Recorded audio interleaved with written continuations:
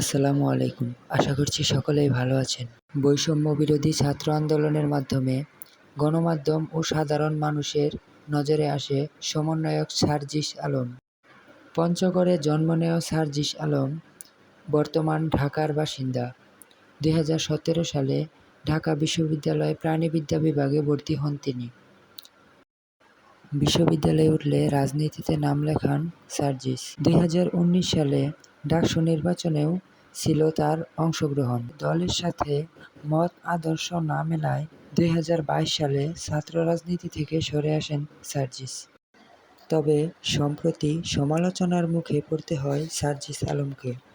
ছাত্রলীগের রাজনীতির সঙ্গে সম্পর্কিত কোটা সংস্কার আন্দোলনের অন্যতম সমন্বয়ক সার্জিস আলমের বেশ কিছু ছবি ভাইরাল হয়। সেসব ছবির মধ্যে একটি ছবিতে ছাত্রলীগের সভাপতি সাদ্দাম হোসেনের পাশে দাঁড়িয়ে কোনো এক অনুষ্ঠানে বক্তব্য দিতে দেখায় তাকে সমালোচনার মুখে পড়তে হয়। সামাজিক যোগাযোগ মাধ্যম ফেসবুককে দেওয়া স্ট্যাটাসের মাধ্যমে এ বিষয়ে জবাব দেন বৈষম্য বিরোধী ছাত্র আন্দোলনের অন্যতম সমন্বয়ক সার্জিস আলম।